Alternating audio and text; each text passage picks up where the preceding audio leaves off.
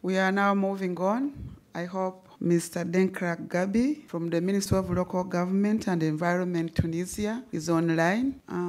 Hello. Bonjour, je vais parler en français. Je suis aujourd'hui avec vous pour vous présenter le projet Lac de Bizerte. C'est un programme, en fait, ce n'est pas un simple projet. Donc, une petite introduction par rapport au lac de Bizerte. Il est situé au nord de la Tunisie. C'est une lagune côtière qui communique avec la mer par le biais d'un canal de navigation de longueur de 12 km. Cette lagune communique également avec le lac d'Ishkel à travers l'Oued Tinja, qui est le lac d'Ishkel. C'est une réserve de la biosphère classée par l'UNESCO et c'est un site Ramsar aussi. Donc la superficie de la lagune est de 120 km², son bassin versant est de 280 m², la population autour du lac est de 500 000 habitants. Donc, il y a plusieurs habitants autour du lac. Ça fait donc une pression anthropique conséquente sur le lac. Il y a une genèse de déchets solides en quantité problématique. Il y a des activités industrielles également. On compte 290 entreprises autour du lac dans la zone du bassin versant, qui rejettent pour la majorité leur rejet dans le lac. Il y a également des activités agricoles. On compte 34% de la superficie du bassin versant est dédiée pour les activités agricoles. En plus de ça, il y a des activités portuaires. Il y a 10 postes de quai et un port de commerce qui traite essentiellement du trafic pétrolier. L'urbanisation, donc comme je l'ai dit, c'est une zone qui est très urbanisée, à savoir à un taux de 65% qui atteint dans les 3 plus grandes villes autour du lac entre 83 et 95%.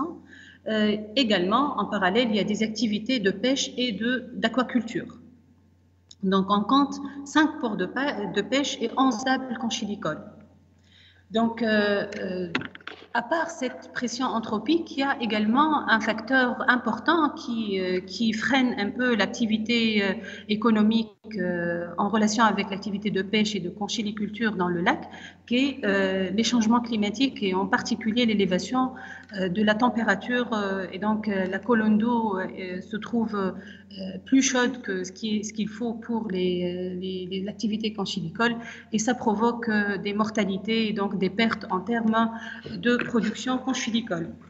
Donc, pour cela, le lac de Bizerte a été identifié comme hotspot en Méditerranée. Il est également un site prioritaire pour le gouvernement tunisien en termes d'intervention pour limiter ces atteintes environnementales et donc pour restaurer la qualité de ces eaux et de ces écosystèmes afin de favoriser un développement socio-économique durable et améliorer la qualité de vie des citoyens. Alors, dans le cadre de l'initiative méditerranéenne Horizon 2020, à travers la BUI, on a eu un appui important en termes d'investissement pour réduire la pollution qui parvient au lac de Bizerte. Donc, grâce à ça, un appui financier, comme je l'ai dit, de l'Union européenne et un appui technique de la BUI, les travaux préparatoires, qui ont été menés par le programme d'investissement pour l'élimination des hotspots en Méditerranée, mécanisme d'aide à la préparation et à la mise en œuvre des projets MESIP PPIF.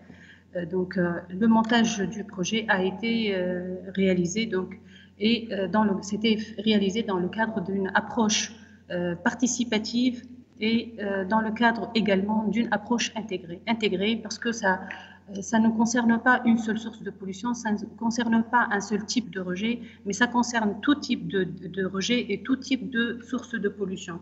Pour cela, les composantes du programme, ça concerne l'assainissement, l'amélioration du système d'assainissement autour du lac.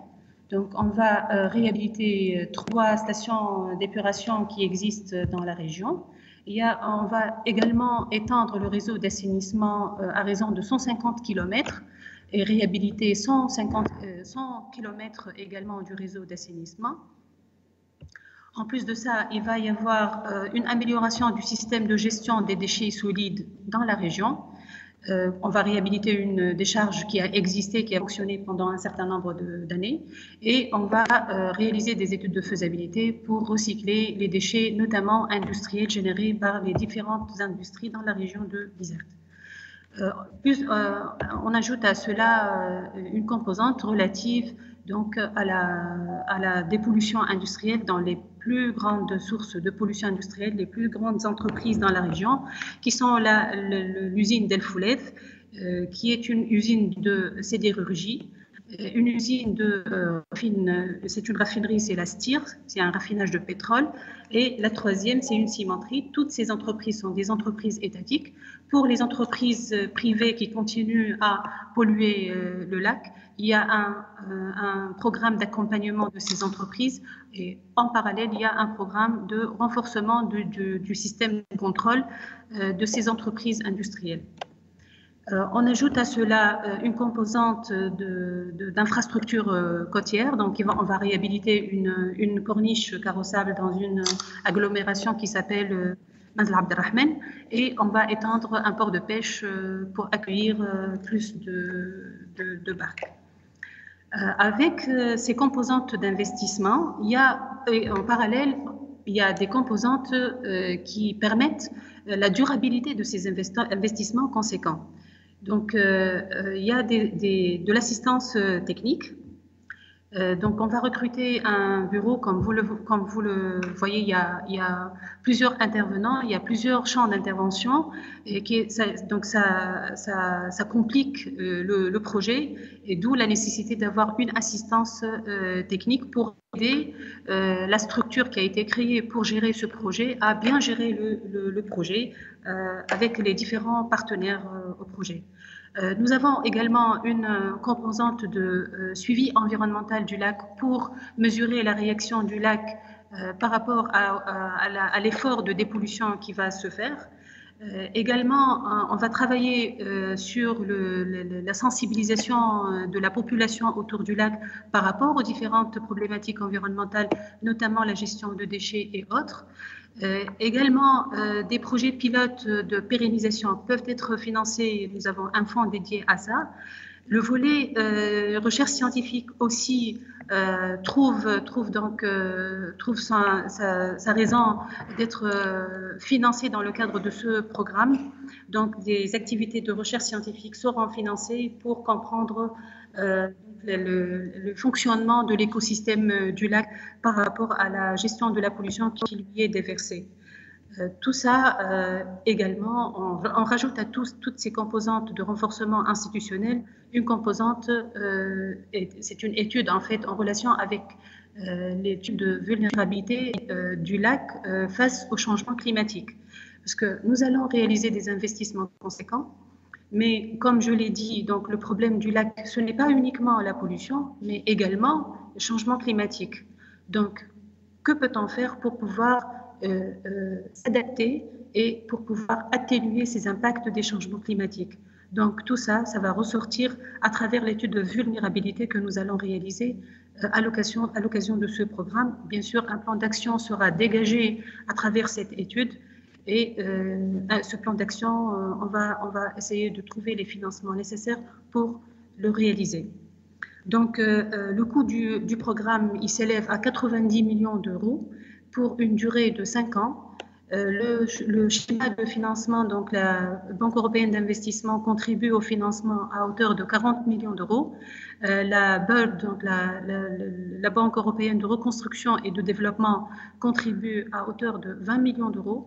L'Union européenne, à travers le mécanisme le Fonds pour le voisinage, donc à hauteur de 15 millions d'euros, et le gouvernement tunisien à 15 millions d'euros également, donc ça nous fait 90 millions d'euros sur 5 ans.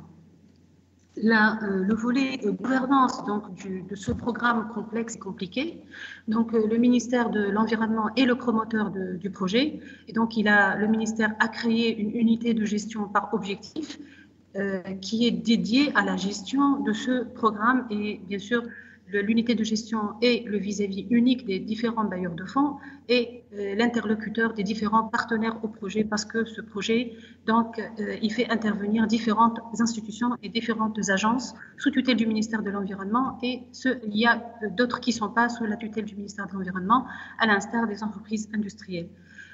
Donc, il y a aussi un comité de pilotage qui est présidé par le ministre chargé de l'Environnement et qui a des comptes à rendre à la présidence du gouvernement pour voir l'avancement du programme par rapport à la planification initiale.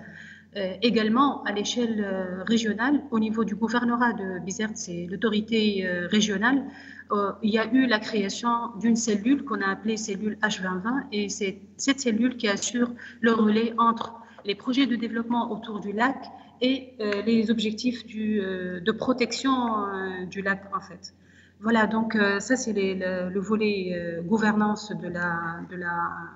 du programme. Donc je souhaite souligner également, donc je reviens à cette problématique changement climatique. Donc nous, c'est un souci pour nous, cette problématique changement climatique. On a donc mobilisé les fonds nécessaires pour donc faire les activités ou les actions nécessaires pour la dépollution. Reste maintenant lutter ou s'adapter, atténuer les effets des changements climatiques.